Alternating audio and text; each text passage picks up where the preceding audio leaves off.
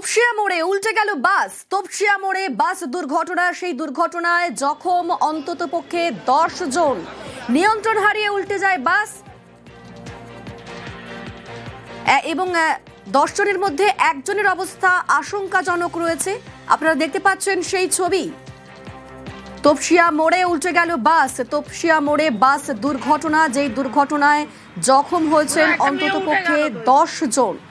নিয়ন্ত্রণ হারিয়ে উল্টে যায় বাস। আমাদের সঙ্গে সরাসরি রয়েছেন প্রতিনিধি সুস্মিতা।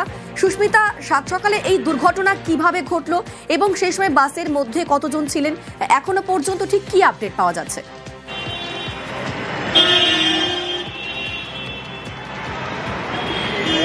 দেখো, সপ্তাহের শুরু, সপ্তাহের দিন এবং সেখানে অফিসের সময়, সুতরাং যাত্রীবাহী বাস সেটি একেবারে পরিপূর্ণ ছিল যাত্রীতে, এমনটাই স্থানীয় বাসিন্দা এবং তারা যে সে সময় যেখানে উপস্থিত ছিলেন সে সময় তারা বলছেন।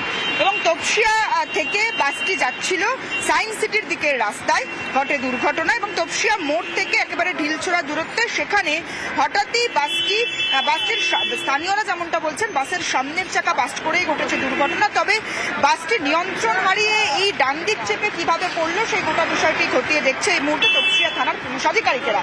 জানিয়ে রাখবো, পুলিশ সূত্রে যেমনটা খবর যে হাওড়া থেকে বারুইপুরগামী একটি বাস, যে সরকারি বাস, একেবারে যাত্রী বোঝাই বাস, সেই বাসটি সকাল 7:30 নাগাদ তপসিয়া মোড় থেকে সায়েন্স সিটির দিকে যাওয়ার রাস্তায় সেখানে হঠাৎই তার নিয়ন্ত্রণ হারিয়ে সেটি একেবারে রেলিং ভেঙে সেটি রেলিং এর ভিতর ঢুকে যায় এবং সেই সময় বাসের ভিতরে যাত্রীরা যারা ছিল তারা হুড়মুড়িয়ে সামনের দিকে এগিয়ে যায় এবং পুলিশ সূত্রে যেমনটা খবর যে যাত্রীরা যেখানে উপস্থিত ছিলেন তার মধ্যে 10-এরও বেশি আহত হয়েছে। ইতিমধ্যেই একজন গুরুতর আহত অবস্থায় চিত্তরঞ্জন ন্যাশনাল মেডিকেল কলেজে তারা চিকিৎসাধীন রয়েছেন এবং প্রত্যেকেই হাসপাতালে নিয়ে যাওয়া হয়েছে। তাদের মধ্যে কেউ কেউ প্রাথমিক চিকিৎসা দিয়ে তাদেরকে ছুটি দিয়ে দেওয়া হয়েছে, ছেড়ে দেওয়া হয়েছে। তবে ইতিমধ্যেই এই যে রাস্তা, সেই রাস্তায় ইতিমধ্যেই যান চলাচল স্বাভাবিক হলেও ধীর গতি রয়েছে যান চলাচলের।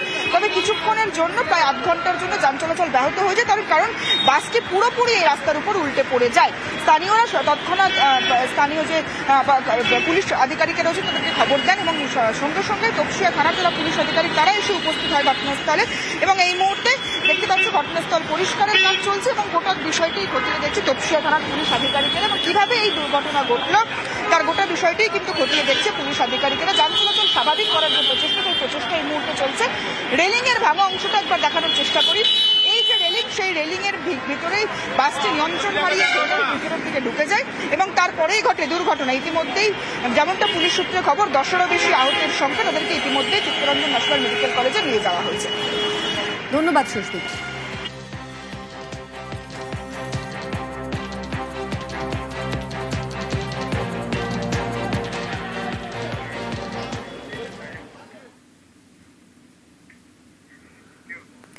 আইপ্যাকে ইডি অভিযানে ধুন্ধুমার। রাজ্য সরকারের বিরুদ্ধে সুপ্রিম কোর্টে জোড়া মামলা ইডির।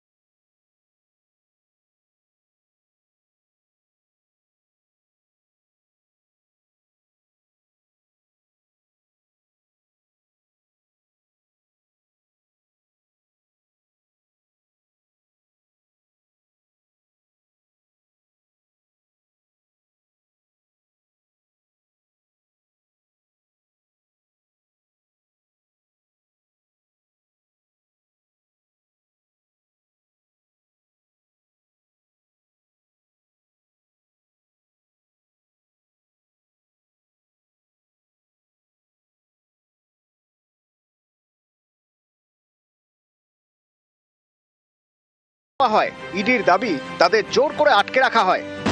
ইডি অফিসারদের বিরুদ্ধে মিথ্যে মামলা সাজানো হয়েছে যাতে তাদের ভয় দেখানো যায়। শীর্ষ আদালতে ইডির আবেদন, এটা ফৌজদারি অপরাধ, সিবিআইকে দিয়ে এর তদন্ত করানো হোক, রক্ষা কবচ দেওয়া হোক ইডিকে। আইপ্যাকে ইডি অভিযান ঘিরে সংঘাতের পর কলকাতা হাইকোর্টে একে অপরের বিরুদ্ধে মামলা করে তৃণমূল এবং ইডি, কিন্তু এজলাসে নজিরবিহীন ভিড় এবং বিশৃঙ্খলা হওয়ার ফলে বিচারপতি শুনানি স্থগিত করে দেন বুধবার পর্যন্ত। তারপরই সুপ্রিম কোর্টের দ্বারস্থ হয় ইডি। রাজ্য সরকার ইতিমধ্যেই শীর্ষ আদালতে ক্যাভিয়েট দাখিল করেছে, যাতে তাদের বক্তব্য না শুনে এই সংক্রান্ত মামলায় একতরফাভাবে শুনানি না হয়। নিউজ 18 বাংলা। আইপ্যাকে হানায় ইডির বিরুদ্ধে তদন্তে পুলিশ। 2টি মামলা হয়েছে বলে জানিয়েছেন কলকাতার পুলিশ কমিশনার। তদন্তে যা যা করার তাই হবে বলে মন্তব্য সিপির। দুটো আমরা কেস করেছি, দুটো কেসেই তদন্ত হচ্ছে। এর বাইরে এই মুহূর্তে কিছু বলা সম্ভব নেই। সুপ্রিম কোর্টে যে ম্যাটার আছে সেটা যেহেতু মাননীয় আদালতে পৌঁছেছে, ওই বিষয়ে আর কিছু এই মুহূর্তে বলা যাবে না। আমরা মানে ওই লিগ্যাল ম্যাটার্স যা যা আমাদের করণীয় থাকবে সেটা করা হবে। ভোটের মুখেই কেন কয়লা তদন্তে আইপ্যাকে ইডির হানা? তথ্য চুরি করতেই ইডির অভিযান বলে তো অভিষেক বন্দ্যোপাধ্যায়। এই যে আইপ্যাকের অফিসে রেড হলো, এবার বিজেপির নেতারা বলছে যে কয়লা কাণ্ডে ইডি তদন্ত করছে, ইডি রেড করবে, তাতে আপত্তি কোথায়? কোনো আপত্তি নেই। আপত্তি দুটো যায়। এক হচ্ছে কয়লা তদন্তে লাস্ট 3 বছরে একটা সামান ইস্যু করা হয়নি কাউকে, হঠাৎ করে নির্বাচনের 1 মাস আগে রেড, এখানে আপত্তি। আর 2 নম্বর আপত্তি হচ্ছে আইপ্যাকের 3 জন ডাইরেক্টর, কোম্পানির উপর রেড হলে 3টে ডাইরেক্টরের উপর রেড হবে। একজন দিল্লিতে কাজ করছে, একজন তামিলনাড়ুতে কাজ করছে, একজন বাংলায় কাজ করছে। খালি বাংলায় রেড হবে কেন? দিল্লিতে রেড নয় কেন? হায়দ্রাবাদে আইপ্যাকের অফিস আছে, সেখানে রেড নয় কেন? কেন?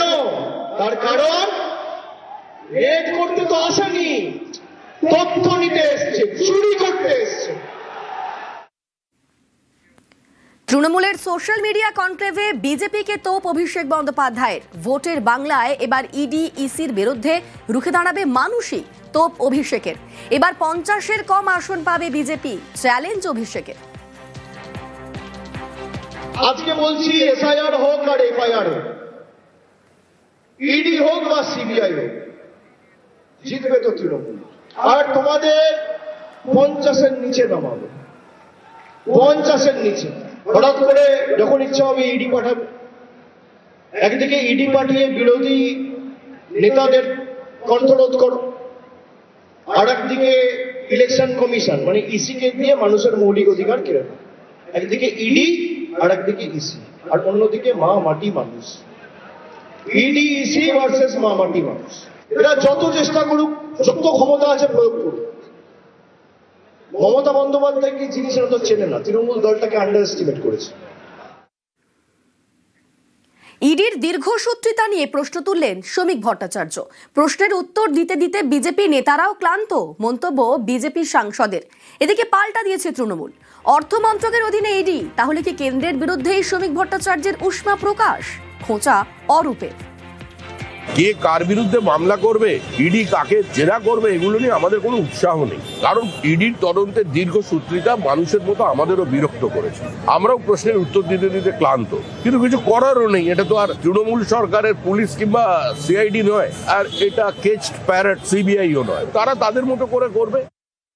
তো শ্রমিকদের কার উপর বিরক্তি? ইডি তো চলে অর্থমন্ত্রকের নিয়ন্ত্রণাধীন সংস্থার আন্ডারে। তার মানে কি নির্মলা সীতারামনের উপর বিরক্তি, নাকি খোদ নরেন্দ্র মোদীর উপর বিরক্তি? সেটা তো শ্রমিক ভট্টাচার্যকে প্রকাশ করতে হবে। যে মামলাগুলোতে ইডি অ্যাটাচড হয়, ইনভলভ হয়, সেই মামলাগুলো দেখা যায় রাজনৈতিক প্রতিপক্ষকে কাবু করার জন্য করা হয়। শ্রমিক ভট্টাচার্যের যে উষ্মা কার বিরুদ্ধে সেটা বলতে হবে তো। এই উষ্মা যদি কেন্দ্রীয় সরকারের বিরুদ্ধে হয়, তো কেন্দ্রীয় সরকারের মালিক কে? অমিত শাহ, নরেন্দ্র মোদী। হিম্মত হবে নাম করে প্রকাশ করবার?